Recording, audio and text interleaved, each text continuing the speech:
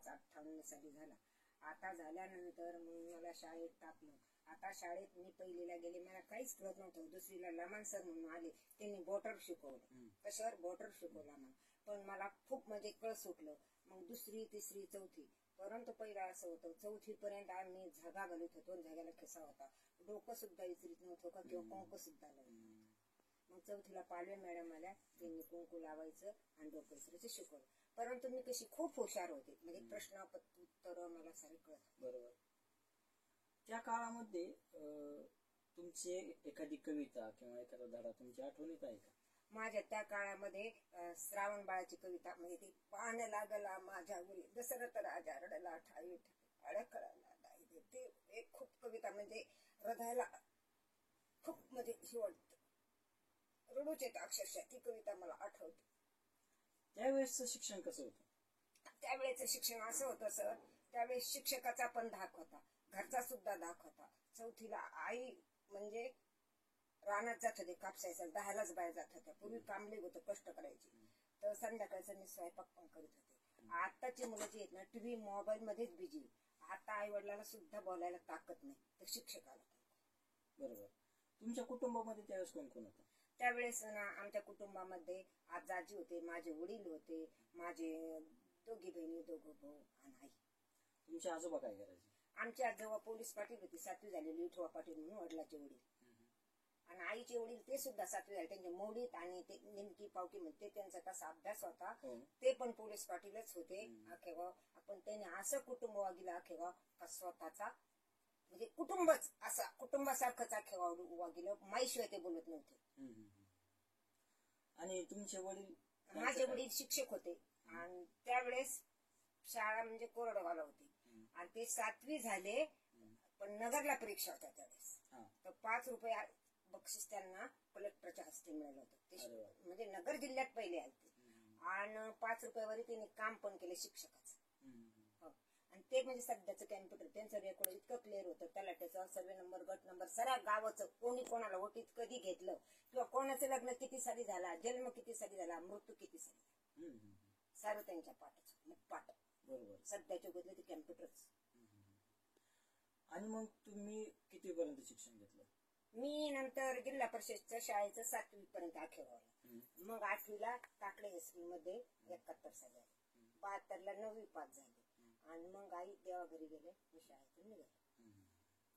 आणि मग त्यानंतरचं पुढचं शिक्षण कसं घेतलं तुम्ही? मग पुढचं त्यानंतर मग माझं 4-5-77ला लग्न झालं.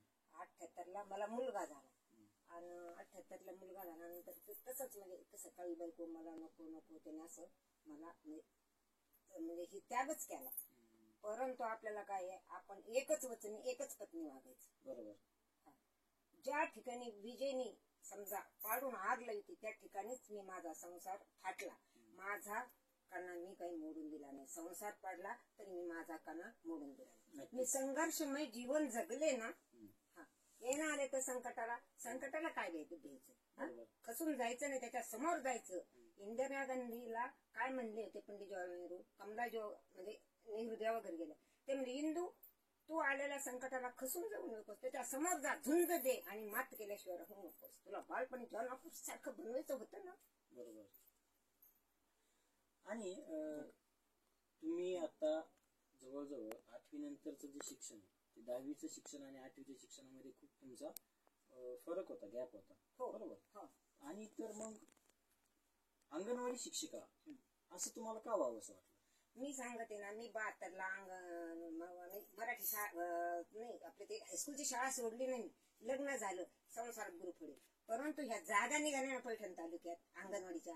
मग आमचे पाडळी ग्रामसेवक होते, ते म्हणते बाई काम करायसारखीच.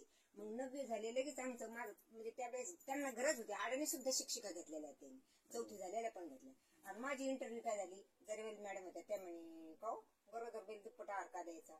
तर म्हणलं तिच्या गर्भातल्या मुलाची वाढ व्हायची असती म्हणून दुप्पटा आर द्यावा लागतो. झाली माझी इंटरव्ह्यू, घरीच मला ऑर्डर. त्याच्यासाठी कोणतं प्रशिक्षण घेतलं होतं किंवा कोणतं त्याच्यासाठी नाही प्रशिक्षण मी कुठे घेतलं तुम्हाला सांगते. मी याला घेतलं शिरूर ताजबन अहमदपूर तालुका, तिथं 3 महिने ट्रेनिंग.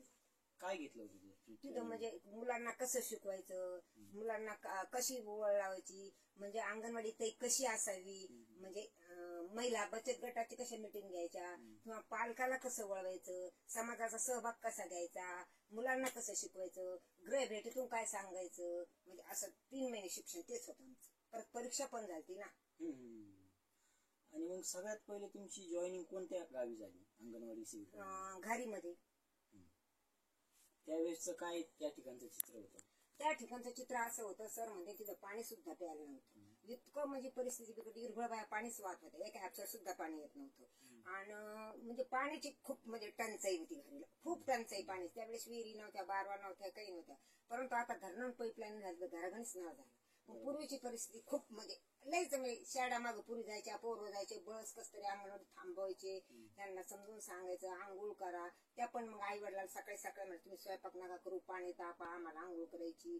म्हणजे ते बी शेतमजूर करणारेच होते. पार टाकळीच्या रोडला 24 मोऱ्या पडत आहेत तिकडे कामालाचे बलदावच्या मुळे त्यांच्या एवढी सुद्धा म्हणजे खूप परिस्थिती बिकट होती गाडीची त्यावेळेस.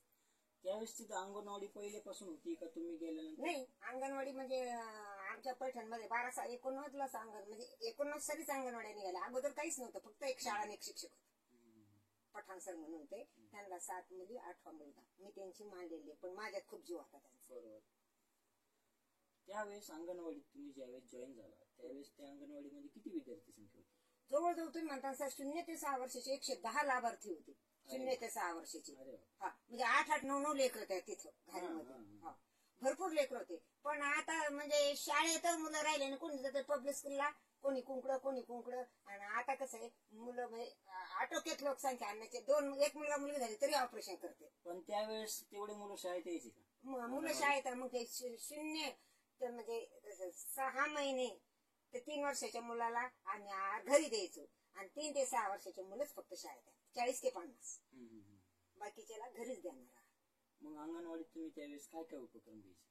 मग गरोदर माता असायच्या, स्तनदा माता असायचे, लसीकरणाच्या वेळेस बोलायचं, सिस्टर देखता सांगायचं तुम्ही जड वजन उचलू नका, किंवा जास्त आहार घ्यायचा, कडधान्य जास्त खात जा, बाळाची वाढ व्हायची, हिमोग्लोबिन रक्ताच्या तपासण्या व्हायच्या, ते असे लघवी ते करून प्रत्येक महिन्याला आमच्याकडे लसीकरण होतात. बरोबर. आणि आरोग्य सेविकेचं काय काय काम असतं हे मला सांगा. आरोग्य सेवेचं तुम्हाला सांगू का, जर बारी टळली तर ताबडतोब समजा सरकारी दवाखान्यात पाठवून द्यायचं, किंवा आपली सही कागद पाठवून द्यायचा. त्यांची तपासणी पैठणला पण आरोग्य केंद्र तिथं पण होऊ शकते. आणि आता आमचं नांदर म्हणजे त्यावेळेस नांदरला पीएच होती, वाडी नांदर. तर मग तिथं तपासणी होती. मग ते सांगतात प्रत्येक महिन्याला त्या लोहयुक्त गोळ्या आमच्याकडून नसं खात, पण सिस्टरकडून खात होत्या. सिस्टरकडे डॉक्टरला भरवसा, कार्यकर्तेकडे नसं भरवसा त्यांचा. मग हे कामं करायचंच ना आम्ही. बाळाला वेळेवर डोस झालेच पाहिजे. त्या बाईला जर डोस नाही दिले तर धनुर्वात होऊ शकतो कोणत्या गरोदर मातेला. मग असं सांगायचं. अशी बरीचशी काळजी तुम्हाला घ्यावी लागेल. म्हणजे 100% म्हणलं तरी चालेल, म्हणजे आम्हाला काळजी घ्यायची. लई शिकस्त 5% त्यांच्या आई वडिलांना जबाबदारी. ज्या म्हणजे गर्भात मूल राहिलं तर 6 वर्ष होईपर्यंत आमच्याकडेच. हा, आणि त्यांना पण सांगायचं डोसेचं कार्ड जपून ठेवा, कारण सोन्याला महत्व नाही पण ह्या कार्डाला महत्व. शाळेत तुम्हाला घेणार नाही. आणि त्या